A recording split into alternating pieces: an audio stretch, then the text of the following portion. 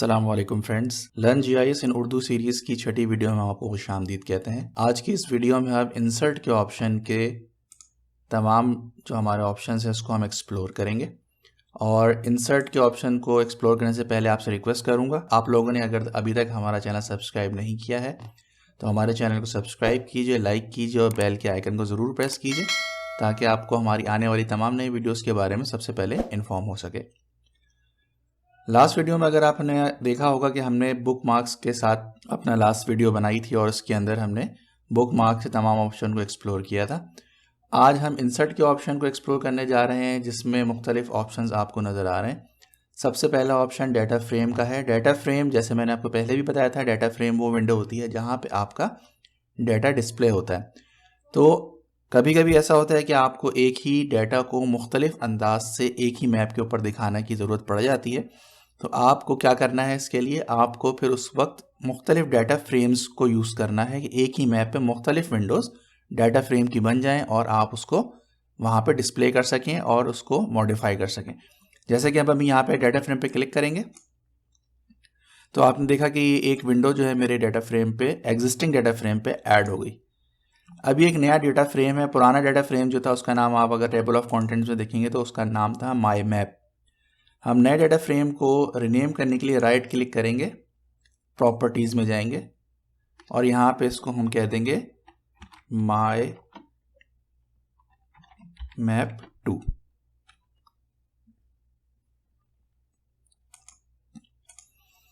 आपने देखा कि मैंने जैसे इसको रिनेम किया है तो इसका नाम मेरे डाटा फ्रेम में भी ऐड हो गया और जो टेबल ऑफ कंटेंट है वहाँ पे भी इसको रिनेम कर दिया गया है।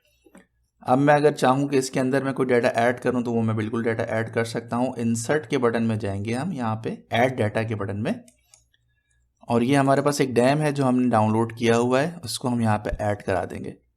तो जो यहाँ पे आपको डाटा फ्रेम सिलेक्टेड होगा उसी डाटा फ्रेम के अंदर ये डाटा जाके ऐड होगा। अभी चूँकि ये माई मैप 2 ऐड हुआ था और इसको सिलेक्ट किया हुआ था तो इसने माई मैप 2 के अंदर ही इसको ऐड किया। इसको हम थोड़ा सा जूम कर लेते हैं।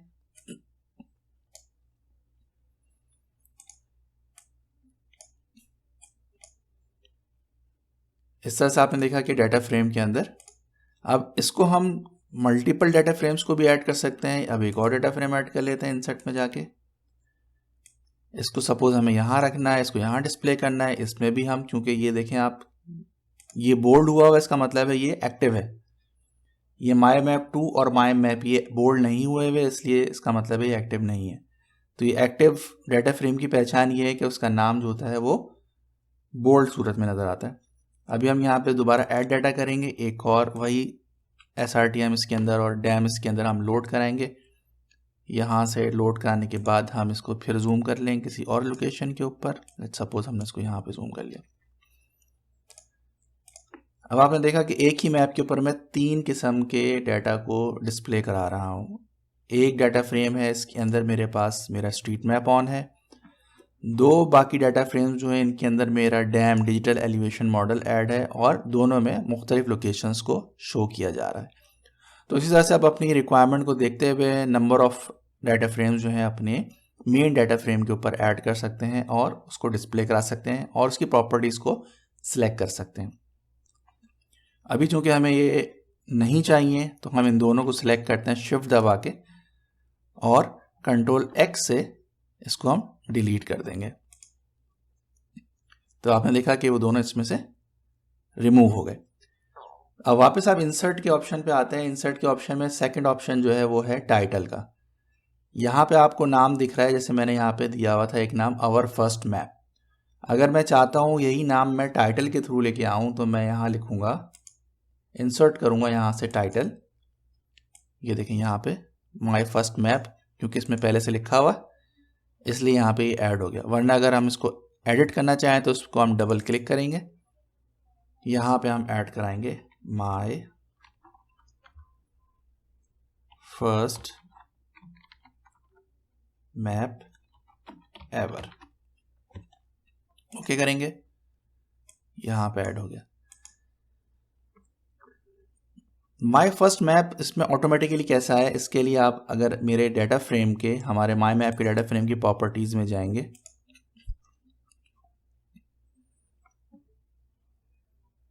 डिस्क्रिप्शन में हमारे लिखा है माई फर्स्ट मैप। और इसी तरह से अगर आप फाइल की डॉक्यूमेंट प्रॉपर्टीज में जाएंगे, माई मैप डॉक्यूमेंट प्रॉपर्टीज, तो यहाँ पे आप जो टाइटल इसको देंगे ये टाइटल वहीं लिखेगा यहाँ पे। अब यहाँ पे हम इसको कर देते हैं our original data, apply, okay. अब मैं यहाँ से इसको दोबारा मैप टाइटल ऐड करूँगा, ये देखें। तो ये जो आप ऑलरेडी डिफाइन कर देंगे अपने मैप डॉक्यूमेंट प्रॉपर्टीज़ के अंदर, तो वही नाम ये लेके आ जाएगा। ये नाम चूँकि डायनामिक नहीं है, ऑटोमेटिक चेंज नहीं होगा, तो आप इसको खुद भी चेंज कर सकते हैं। राइट क्लिक करके यहाँ पे जो आप नाम देना चाहें वो लिख दें, जैसे कि हमने माई फर्स्ट मैप एवर के लिए किया था। अभी हमें ये नहीं चाहिए, हम इसको वापस एडिट में जाके डिलीट कर देते हैं। दोबारा इंसर्ट के ऑप्शन में आएंगे। तीसरा ऑप्शन जो है वो टेक्स्ट का है। टेक्स्ट बेसिकली जो है वो एक फील्ड है, कस्टम फील्ड है, जो आप किसी भी वक्त कहीं भी ऐड कर सकते हैं। यहाँ पे हम लिखते हैं जी स्कूल स्ट्रीट। अब ये स्कूल स्ट्रीट यहाँ पे ऐड हो गया। इसको हम साइज यहाँ से बढ़ाने के लिए प्रॉपर्टीज में जाएंगे, चेंज सिंबल पे, और यहाँ से हम इसका साइज बढ़ा के 15 कर देंगे, ओके, अप्लाई, ओके। अब ये लिखा हुआ आ गया स्कूल में स्ट्रीट। अब इसको आप अगर रोटेट करना चाहते हैं, साइज छोटा या बड़ा करना चाहते हैं, तो आप ये आपको ड्राइंग के फोल्डर में, ड्राइंग की मेनू में आपको रोटेट का ऑप्शन नजर आ रहा है। इसको यहाँ से आप रोटेट कर सकते हैं पकड़ के ऐसे। फिर ब्लैक एरो से, जो कि इसका सिलेक्ट एलिमेंट का एरो है, उसको आप जहाँ मूव करना चाहें, जहाँ रखना चाहें उधर प्लेस कर सकते हैं। तो अभी हमें ये नहीं चाहिए, इसलिए हम इसको एडिट में जाके डिलीट कर देते हैं। आप इसको डायरेक्टली डिलीट के बटन से भी डिलीट कर सकते हैं। फिर दोबारा हम इंसर्ट के मेन्यू पे आएंगे और यहाँ पे हमारे पास ऑप्शन चौथा है डायनामिक टेक्स्ट। डायनामिक टेक्स्ट क्या करता है? डायनामिक टेक्स्ट जो होता है वो आपके तमाम डाटा को ऑटोमेटिकली चेंज करता है। और जैसे कि इसमें आपको मुख्तलिफ ऑप्शंस नज़र आ रहे हैं, current date, current time, user name, author, data saved, document name, document path, service layer, credits, coordinate system, data frame name, reference scale, data frame time, और आखिरी ऑप्शन जो इसके हैं डाटा ड्रिवन पेज नंबर्स। ये data driven page numbers से मुताल्लिक जितने भी ऑप्शंस हैं ये हम आपको एक सेपरेट वीडियो में बताएंगे, क्योंकि ये अभी आपके काम आने वाले नहीं हैं। ये लेटर स्टेजेस या एडवांस स्टेजेस के ऊपर इस्तेमाल किए जाते हैं जब आप एक ही मैप में मुख्तलिफ पेजेस पे काम कर रहे होते हैं और कोई की बनाई हुई होती है आपने। लेट्स सपोज आप किसी एरिया को डिफ़ाइन कर रहे हैं और वो एरिया को डिफ़ाइन करने के लिए आपको एक से ज़्यादा मैप्स के पेजेस की रिक्वायरमेंट है, तो वहाँ पे आप डाटा ड्रिवन पेजेस का इस्तेमाल करते हैं। उससे ऑटोमेटिक डाटा के नेम, पेज नंबर, अकाउंट, वो तमाम चीज़ें वहाँ पे डिस्प्ले ऑटोमेटिकली होती हैं।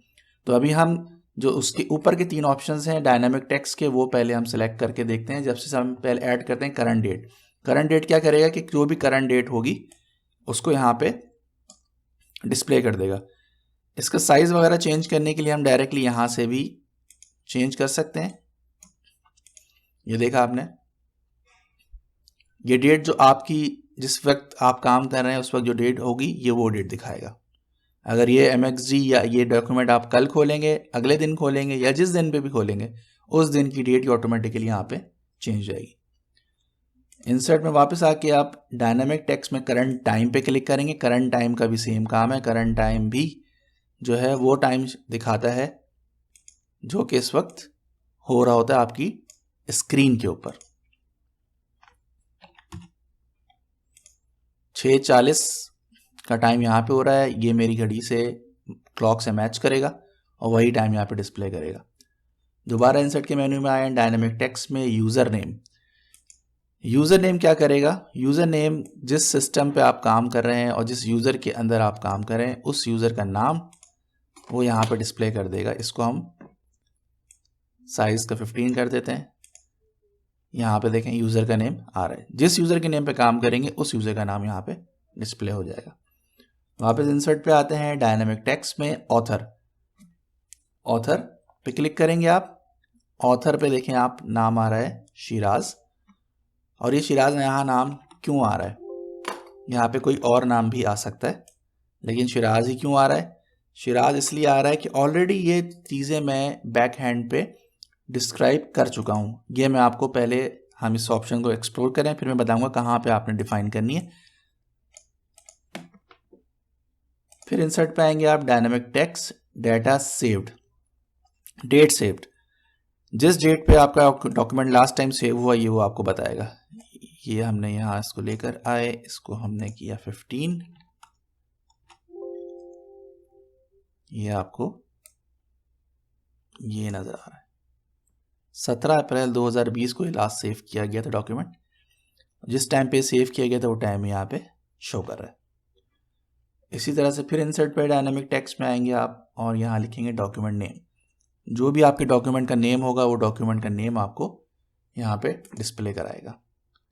हमारे डॉक्यूमेंट का नाम सराय आलमगीर है, इसलिए वो सराय आलमगीर ही यहाँ पे डिस्प्ले कराएगा। साइज हम इसका बड़ा करके 15 करते हैं ताकि ये आराम से नजर आ जाए। ये देखिए, वापस इंसर्ट पे आते हैं, डायनामिक टेक्स्ट में आते हैं और डॉक्यूमेंट पाथ। जिस पाथ पे आपका डॉक्यूमेंट ये सेव हुआ है, जिस फोल्डर में, जिस ड्राइव पे, वो ये बताएगा।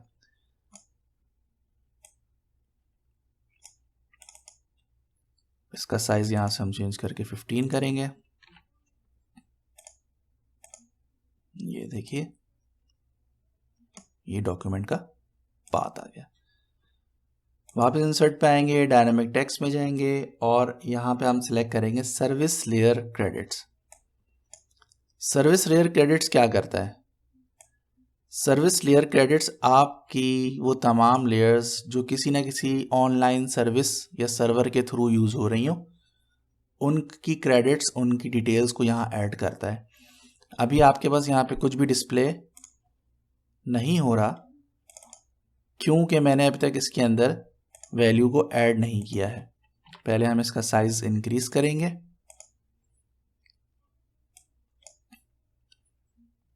अब आप ये देख रहे हैं एक मैंने बेस मैप यहाँ पे ऐड किया हुआ, ये ऑनलाइन सर्विस ArcGIS की यूज कर रहा है।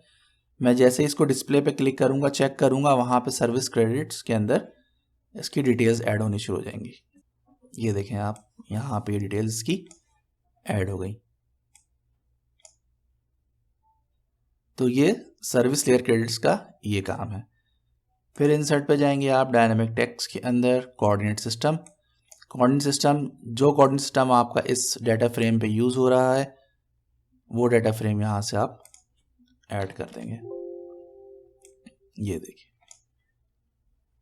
कोऑर्डिनेट सिस्टम के बाद आप आ जाइए data frame name. Data frame का मेरे नाम माई मैप है, तो ये डाटा फ्रेम का नेम मेरे पास ऐड हो गया। राइट क्लिक करके प्रॉपर्टीज में जाएंगे, यहाँ पे चेंज सिंबल और इसका साइज हम करेंगे 15। ओके ओके, यहाँ पे ये डाटा फ्रेम का नाम आ गया। फिर वापस इंसर्ट पे आएंगे, dynamic text, reference scale. Reference scale अगर मैंने डिफाइन किया हुआ है तो रेफरेंस स्केल यहाँ पे आएगा, और अगर नहीं डिफाइन किया हुआ तो यहाँ पे 0 दिखाएगा। अभी चूंकि मैंने रेफरेंस स्केल इसका डिफाइन किया हुआ है, और ये भी मैं आपको बताऊंगा कि रेफरेंस स्केल कैसे डिफाइन किया जाता है। यहाँ साइज इसका बढ़ा के हम 15 कर देंगे। ये रेफरेंस स्केल भी आपको नजर आ गया। वापस इंसर्ट में आएंगे, dynamic text, data frame time. Data frame का टाइम, डाटा फ्रेम का टाइम बेसिकली ये वो टाइम होता है जो आप डिस्प्ले करते हैं 2 टाइम्स के दरमियान, इसमें आपका डाटा सेव हो रहा होता है, या ये नॉर्मली वो टाइम होता है कि जिसमें आपका वो डाटा जिस पे टाइम इनेबल्ड होता है या इसमें टाइम सीरीज आप दिखा रहे होते हैं वो डिस्प्ले होता है। इनिशियल लेवल पे ज़्यादातर इस काम को लोग यूज़ नहीं करते क्योंकि उनके जो लिमिटेड टास्क होते हैं उसमें ये चीज़ ऐड नहीं होती, लेकिन हमें पता होना चाहिए कि डाटा फ्रेम का टाइम जो है वो किस मकसद के लिए होता है। और डाटा फ्रेम का टाइम जो है नॉर्मली वो यूज़ होता है आपकी उन शेप फाइल्स, उन डाटा फीचर्स के साथ जिनमें टाइम इनेबल्ड होता है, ये टाइम सीरीज इसमें यूज़ की जा रही होती है। अब वापस इंसर्ट पे आते हैं, डायनामिक टेक्स्ट में आपके तकरीबन मैंने आपको बताया था कि 3 ऑप्शंस हम आपको यूज़ करेंगे, बताएंगे आज, और वो तीनों मैंने आपको बता दिए। اچھا، اب اس میں جو چیزیں آپ کو بتانے والی تھیں کہ یہ ڈیٹا آتھر کا نام کیسے آ گیا آٹومیٹیکلی یہاں پہ، ریفرنس اسکیل کیسے آ گیا آٹومیٹیکلی یہاں پہ، تو ہم سب سے پہلے جاتے ہیں فائل میں، میپ ڈاکیومنٹ پراپرٹیز کے اندر. تو آپ یہاں دیکھ رہے ہیں ہمیں یہ تمام چیزیں یہاں ایڈ کرنی پڑیں گی. ٹائٹل کا ٹائٹل نام کیا ہے، ٹائٹل آپ کا، سمری، ڈسکرپشن اگر آپ کو دینا چاہیں، آتھر جو میں نے ڈیفائن کیا ہوا تھا شیراز، وہ شیراز وہاں پہ آ گیا. کریڈٹس، ٹیگس، جو چیزیں آپ اس میں ڈیفائن کرنا چاہتے ہیں وہ آپ ڈیفائن کریں تو آٹومیٹکلی یہاں پہ ڈسپلے ہو جائیں گی. اب ریفرنس اسکیل کیسے آیا؟ ریفرنس اسکیل ڈیفائن کرنے کے لیے آپ ڈیٹا فریم کی پراپرٹیز میں جائیں گے اور یہاں پہ آپ کو جرنل کے اندر یہ ریفرنس اسکیل نظر آ رہا ہے. اگر میں ریفرنس اسکیل ابھی اس طرح کر دوں نن، تو آپ دیکھیں گے کہ ریفرنس اسکیل یہاں پر ہو جائے گا 0. یہ دیکھیں ریفرنس اسکیل آپ کو دکھ رہا ہے، یہ ہو گیا 0. تو یہ مین آپشنز ہیں ڈائنامک ٹیکسٹ کے اندر. پانچواں آپشن جو ہے اس کے اندر انسرٹ میں، وہ نیٹ لائن ہے. نیٹ لائن کیا کرتا ہے؟ نیٹ لائن آپ کے میپ کے اطراف ایک بارڈر کریٹ کرتا ہے اور اس بارڈر کو آپ یوز کرتے ہیں اپنی پرنٹنگ کے پرپس کے لیے. اور نیٹ لائن میں آپ کو مختلف آپشن نظر آئیں گے. ہم اس پہ کلک کرتے ہیں، جیسے اس میں آپ کے پاس پلیسمنٹ کی پراپرٹیز ہیں کہ آپ کو اپنی نیٹ لائن پلیس کہاں کرنی ہے. پھر group with net line with elements, جو ایلیمنٹس آپ کو آپ کے گروپ میں یا میپ پہ نظر آ رہے ہیں ان کے ساتھ یہ مرج کر دے، گروپ بنا دے ان کو. ان کا گیپ کتنا رکھنا چاہیے، کارنر کی راؤنڈنگ پرسنٹیج کے حساب سے کتنی راؤنڈ کرنی ہے. پھر بارڈر کا سائز، بارڈر کا جو سمبل ہے وہ کیسا ہونا چاہیے، بارڈر کی شیپ کیسی ہونی چاہیے، بیک گراؤنڈ کلر اس بارڈر میں کوئی ہونا چاہیے یا نہیں ہونا چاہیے. ڈراپ شیڈو اگر آپ دینا چاہتے ہیں، اگر نہیں دینا چاہتے تو آپ اس کو نن رکھیں گے. ایڈوانس میں آپ سمپل وہی ہے، آپ کے اپنے بارڈر کی ڈیٹیلز کو یا اسپیسیفیکیشنز کو کس طرح سے ڈیفائن کر سکتے ہیں. تو ابھی آپ کو یہاں پہ 3 آپشنز آ رہے ہیں: place around selected elements, place around all elements, place in side margins.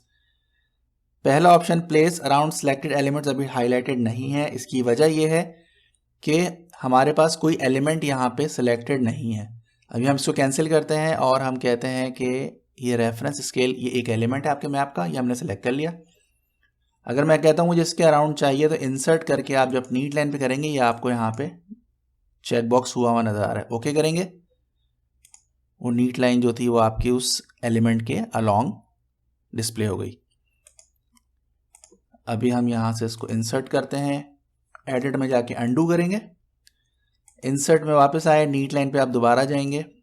Second option ہے پلیس اراؤنڈ آل ایلیمنٹس. یہ تمام ایلیمنٹس کے اراؤنڈ جو ہے آپ کا بارڈر بنائے گا. اوکے کریں گے، یہ دیکھیے کہ تمام ایلیمنٹس کے اراؤنڈس نے یہ ایک بارڈر کریٹ کر دیا. ایڈٹ میں جا کے اس کو واپس انڈو کریں گے. انسرٹ میں واپس آئیں گے، نیٹ لائن پہ دوبارہ آئیں گے. اور تیسرا option place margins inside margins. Okay کریں گے. پہلا جو اس نے بنایا تھا وہ باہر بنایا تھا ان سب کے، اب یہ مارجنز جو ہیں اس کے اندر اس نے اس بارڈر کو بنا دیا. تو ابھی ہم اس کو دوبارہ ایڈٹ میں جا کے انڈو کر دیں گے. واپس انسرٹ پہ آئیں گے، نیٹ لائن پہ آئیں گے. اب آپ یہاں دیکھ رہے ہیں کہ گیپ ہے 10 اور راؤنڈنگ 0 ہے. راؤنڈنگ اگر ہم اس کی کر دیں لیٹ سپوز 50، تو آپ دیکھیں گے کہ یہ کارنرز، یہ دیکھ رہے ہیں آپ کارنرز یہ راؤنڈ ہو گئے. اس کو میں جب واپس 0 کروں گا، یہ دیکھیں یہ واپس ہو گئے. اس کو میں 50 کروں گا، یہ دیکھیں اس طرح سے. تو جس طرح سے آپ ڈسپلے کرنا چاہتے ہیں اپنے میپ کے اوپر، اس کو اس طرح سے ڈسپلے کر سکتے ہیں. اس کی ویلیوز کو چینج کر سکتے ہیں. ایڈٹ میں جا کے واپس ہم اس کو انڈو کر دیں گے. انسرٹ میں واپس آئیں گے. انسرٹ میں جو ہمارا چھٹا آپشن ہے وہ لیجنڈ کا ہے. لیجنڈ کیا کرتا ہے؟ لیجنڈ کا مقصد آپ کے میپ پہ موجود تمام ایلیمنٹس کو بتانا ہے ایک نئے یوزر کو کہ آپ اس میپ پہ جو چیزیں دکھا رہے ہیں وہ کس مقصد کے لیے دکھا رہے ہیں، اور جو بھی سمبلز، لائنز، کلرز اینڈ پالیگونز آپ یوز کر رہے ہیں ان کی وجہ کیا ہے اور ان کو کس نام سے ڈسپلے کیا جا رہا ہے. اب لیجنڈ میں اب آپ کو دکھانا چاہتے ہیں کہ یہ لائنیں جو آپ نے ایک ریڈ کلر کی، ایک بلو کلر کی اور ایک ڈارک یلو کلر کی بنائی ہوئی ہے، یہ لیجنڈ میں کیا چیزیں ہیں. تو ہم کو لیجنڈ سلیکٹ کریں گے، یہاں سے نیکسٹ کریں گے. جس لیئر کو آپ ڈیفائن کرنا چاہتے ہیں وہ آپ کے پاس لیجنڈ آئٹمز میں موجود ہونا چاہیے. اگر موجود نہیں ہے تو اس کو کلک کر کے یہاں سے ایرو پریس کریں گے تو یہ آپ کے لیجنڈ آئٹمس میں آ جائے گی. نیکسٹ کریں گے. لیجنڈ کا ٹائٹل ہم لیجنڈ ہی رکھنا چاہتے ہیں, یا اس کو ہم کہتے ہیں میپ کی. سائز چھوٹا بڑا اس کا آپ کرنا چاہتے ہیں, فونٹ کا تو یہاں سے 15 کر دیتے ہیں. ایریل فونٹ ٹائپ کو چینج کرنا چاہتے ہیں, اس کو ہم ڈیفالٹ میں رہنے دیتے ہیں. نیکسٹ کریں گے. بارڈر اگر آپ کو دینا چاہتے ہیں, لیٹ سپوز مجھے یہ بارڈر دینا ہے, بیک گراؤنڈ مجھے لائٹ گرے دینا ہے, ڈراپ شیڈو میں نہیں دینا چاہتا. نیکسٹ کریں گے اور نیکسٹ فنش. یہ دیکھیں یہ تمام لائنیں جو میں نے اس میں دکھائی ہوئی ہیں وہ میرے میپ کی کے اندر ایڈ ہو گئی ہیں. Red colour, blue colour, dark yellow and green colour. Green colour یہاں چھوٹا سا ڈیفائن ہوا ہے اس لیے یہاں پہ یہ نظر آ رہا ہے. تو اس طرح سے لیجنڈ آپ اپنے میپ کی بنا سکتے ہیں. لیجنڈ یہ ایک بہت چھوٹی لیجنڈ ہے. لیجنڈ بہت بڑی بڑی بھی ہوتی ہیں, ڈیپینڈ کرتا ہے کہ آپ کتنی اماؤنٹ آف ڈیٹا ہے جو اس میں شو کر رہے ہیں, اور جتنا زیادہ ڈیٹا ہوگا آپ کی لیجنڈ اتنی ہی بڑی بنے گی. اس کو ہم یہاں سے ڈیلیٹ کر دیتے ہیں. انسرٹ میں واپس جاتے ہیں, نارتھ ایرو پہ. نارتھ ایرو میں مختلف نارتھ کے ایروز کے ٹائپس یہاں پہ ڈیفائن کی ہوئی ہیں. آپ اپنے یوزر ریفرنس کی حساب سے اپنا نارتھ ایرو سلیکٹ کر سکتے ہیں. لیٹ سپوز ہم اس کو کر لیتے ہیں اوکے. یہ یہاں پہ نارتھ دکھا دیا اس نے. انیشلی کیونکہ میپ ہمارا نارتھ الائنڈ ہی ہے تو یہ نارتھ الائن ہی دکھائے گا. اگر یہ ہمارا میپ نارتھ الائن نہیں ہوگا تو یہ ایرو بھی نارتھ الائن نارتھ کی سائڈ پہ نہیں ہوگا, یہ بھی پھر روٹیٹ ہوگا. اس کو ہم یہاں سے رائٹ کلک کر کے ڈیلیٹ کر دیتے ہیں. انسرٹ میں واپس آتے ہیں. اسکیل بار, اسکیل بار میں مختلف اسکیل بارز ہیں. جب بھی آپ میپ بناتے ہیں تو اپنے میپ کے اندر اسکیل بار کو ڈیفائن کرتے ہیں, جس سے آپ کا ریفرنس ملتا ہے کہ آپ کے میپ پہ دکھایا جانے والا ڈیٹا گراؤنڈ سے کس طرح سے ریلیٹ کر رہا ہے اور کتنے ڈسٹینسز کو وہ میجر کر سکتا ہے. تو یہاں پہ اب سپوز ہم نے اوکے کیا اس کو, ایک ڈیفالٹ کو, یہ اسکیل بار میرے پاس آ گیا. ابھی آپ دیکھ رہے ہیں اس کا جو یونٹ ہے وہ ڈیسی میٹر آ رہا ہے, مجھے میٹر کرنا ہے. میں اس کو رائٹ کلک کر کے پراپرٹیز میں جاؤں گا. اسکیل اینڈ یونٹس کے اندر آ کے یہاں پہ میرے پاس آپشن ہے ڈیویژن یونٹس. ڈیسی میٹر میں جا کے میں اس کو کر دوں گا میٹرز. اپلائی کروں گا, یہ میرے دیکھیں میٹرز میں آ گیا. اب اس کے ٹیکسٹ وغیرہ کو میں چینج کر سکتا ہوں. یہاں پہ نمبرز اینڈ مارکس میں جا کے format, frame, size and position. یہاں پہ لیبل پوزیشن جو ہے, لیبل پوزیشن آفٹر لیبلز دی ہوئی ہے. میں کہتا ہوں کہ اس کو کر دے جی بلو سینٹر, تو یہ بیچ میں نیچے لے جائے گا اس کو. یہ دیکھیں تو یہ آپ کو اپنے میپ کی سائز کو دیکھتے ہوئے اور میپ کے تمام ایلیمنٹس کو دیکھتے ہوئے اس کو لوکیٹ کرنا ہے, اس کو پلیس کرنا ہے, اور اس طرح سے اس کو مینیج بھی کرنا ہے. اس کا اسکیل کا ٹائپ میں اگر چینج کرنا چاہوں, رائٹ کلک کر کے فارمیٹ میں جا کے یہاں سے میرے پاس تمام ٹائپس آ جائیں گی. سپوز میں کہتا ہوں جی اس کو کر دے اپلائی. پھر یہاں پہ ہم جا کے اس کو کریں گے میٹرز, اور اس کو کر دیں گے لیبل پوزیشن کو بلو سینٹر. Apply okay. یہ دیکھیں تو یہ آپ کے اوپر ڈیپینڈ کرتا ہے کہ آپ اپنے میپ کی خوبصورتی کو کس طرح سے بڑھانا چاہتے ہیں. اس کے حساب سے آپ میپ کو موڈیفائی کر سکتے ہیں. انسرٹ میں جانے کے بعد پھر آتا ہے اسکیل ٹیکسٹ. اسکیل ٹیکسٹ کیا کرتا ہے؟ اسکیل ٹیکسٹ جو ہوتا ہے یہ آپ کا فریکشنل اسکیل جو ہوتا ہے, یا آپ اس کو کہہ سکتے ہیں پروپورشنل اسکیل جو ہوتا ہے, وہ یہاں پہ ڈیفائن کرتے ہیں. سپوز میں کہنا چاہتا ہوں آسان الفاظ میں کہ 1 سینٹی میٹر میں کتنے کلو میٹر میں اس میپ کے اوپر شو کر رہا ہوں, تو وہ یہاں پہ ڈسپلے کر دے گا. یہ دیکھیں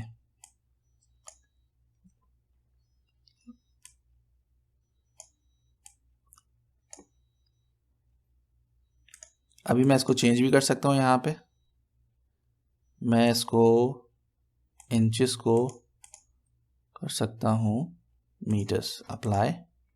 یہ دیکھیں, یا میٹرز سینٹی میٹرز انٹو, یعنی کہ میپ کے اوپر 1 سینٹی میٹر میرے برابر ہے 8 میٹرز کے. تو اسکیل کے حساب سے جب بھی میں میجر کروں گا تو ایکوریٹ ویلیوز مجھے اپنے میپ کی ملیں گی. واپس انسرٹ پہ جاتے ہیں. پکچر. پکچر کیا کرتی ہے؟ پکچر آپ کے میپ کے اوپر جو بھی پکچر آپ ایڈ کرنا چاہتے ہیں, کوئی کسی قسم کا لوگو ایڈ کرنا چاہتے ہیں, یا کوئی میپ کی کوئی ایسی جے پیگ فائل ہے جو آپ پکچر اپلوڈ کرنا چاہتے ہیں, ڈالنا چاہتے ہیں, وہ یہاں سے ایڈ کر سکتے ہیں. پکچر پہ آپ جب کلک کرتے ہیں تو یہ آپ کو لے جاتا ہے کسی بھی امیج کے اوپر. یہاں سے آپ یہ امیج کاپی کر لیں. جیسے سپوز ہمیں یہ امیج ڈالنی ہے ادھر, تو یہ ہم نے یہاں رکھی. اس کے اینکر سے پکڑ کے اور شفٹ دبا کے آپ اس کے سائز کو چھوٹا اور بڑا کر سکتے ہیں اپنے میپ کی لوکیشن اور ٹائم کے حساب سے. یہ دیکھیں آپ نے یہ بتا دیا اس کو یہاں پہ.